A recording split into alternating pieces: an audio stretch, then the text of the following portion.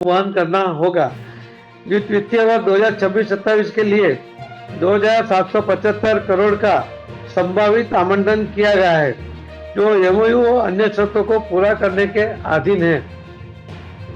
पश्चिम बंगाल को O&M policy की अधिसूचना कर राष्ट्रीय समीक्षा बैठकों में जिला अधिकारियों को भागीदारी सुनिश्चित करनी होगी, जिसके अंदर डीएम्स और कलेक्टर्स होने चाहिए। डीपीआर लागत और आईएमआईएस एटलीस्ट के बीच लगभग 3,924 करोड़ की विसंगति का स्पष्टीकरण जल्द उपलब्ध कराया जाए। डुप्लीकेशन या रद्द किए गए कार्यों की लागत करीब 8,700 करोड़ है। इन कार्यों का एपेक्स कमेटी द्वारा सत्यापित वितरण प्राप्त नहीं हुआ है। राज्य द्वारा कलेक्टर पेयजल संवाद के लिए कोई नामांकन नहीं दिया गया है। सुजल ग्राम संवाद में कोई भागीदारी नहीं की गई है। एपेक्स कमेटी की बैठक नहीं बुलाई गई है और जल अर्पण दिवस पर कोई अपडेट साझा नहीं किया गया है।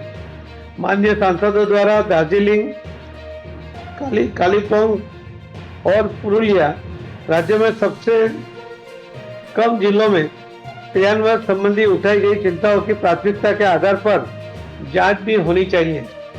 जो डीपीआर में विसंगतता पाई गई है उसके बारे में भी स्टेट को बताया जा चुका है। जो ओवरसाइट डीपीआर होंगे उसका पैसा भी स्टेट को भुगतना पड़ेगा, वो भी यहाँ से नहीं दिया जाएगा।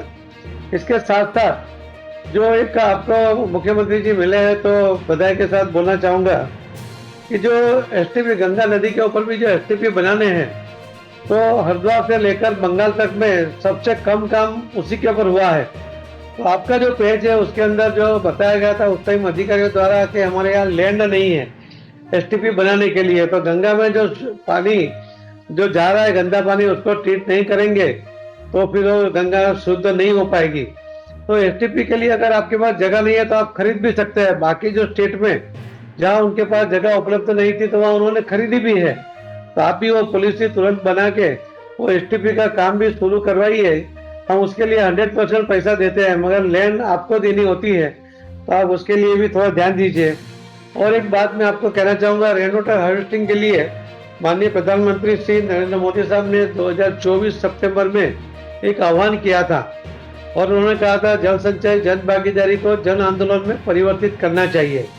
और उन्होंने कहा था कर्म भूमि से मातृभूमि के लिए पानी के लिए काम करना चाहिए, उसमें मदद करनी चाहिए। अभी तक हमारा करीब 89 लाख, हमारा टारगेट 1 करोड़ का, अभी 11 लाख बाकी और हमारे पास अभी और 12-13 दिन बाकी है। तो हम 1 करोड़ तक जाना चाहते हैं इसके अंदर लोगों के द्वारा। और अभी तो जो मनरेगा में से भी और जी राम जी में भी इसका व्यवस्था है कि जो आपके पास डार्क जोन होगा उस जिले में आपको 65% पैसा मनरेगा का कंपल्सरी वो रेन वाटर हार्वेस्टिंग के लिए खर्च करना है। जहाँ पर आपका सेमी क्रिटिकल जोन है वो जिला है वहाँ पर आपको 40% मनरेगा का पैसा या जी राम जी का पैसा खर्च करना है। और जो सामान्य जिले है वहाँ पर भी आपको 30% पैसा जी राम जी का कंपल्सरी रेन वाटर हार्वेस्टिंग के लिए खर्च करना है। तो आप उसके ऊपर भी ध्यान दीजिए, क्योंकि बारिश के पहले काम जितना जल्दी होगा तो उससे ज़्यादा बारिश का फायदा उसको मिलेगा। हम चाहेंगे कि आपको जब भी एक टाइम होगा तो आपको एक 30-40 मिनट निकालनी है, आपके सभी कलेक्टर के साथ आपके प्रेजेंस में हम वर्चुअल मीटिंग करके सभी कलेक्टर को भी ये सूचना देना चाहते हैं। तो आप उसके अंदर भी आपका टाइम जब भी हो आप बताइए, तो उस टाइम में आपको शाम को रात को कभी भी हमें मीटिंग कर सकते हैं। तो आप इसके ऊपर भी थोड़ा ध्यान दीजिए, ये थोड़ी प्रायोरिटी में था, इसके लिए मैंने आज के एमओयू के साथ जोड़ा है। एमओयू की जो 19 कंडीशन है वो कैबिनेट ने मंजूर किया है, उसमें से रिलैक्सेशन देने का हमें किसी को भी अधिकार नहीं है। तो आपके सभी अधिकारियों को भी ये सोचना चली जाए कि ये करना ही है तो ही आगे आपको पैसा मिल पाएगा। और पैसा अभी है तो पैसा अवेलेबल है तो लेने के लिए आपको थोड़ा काम पेपर वर्क और फील्ड में भी थोड़ा करके करना पड़ेगा, तो उससे आपको काम भी जल्दी से दिखेगा।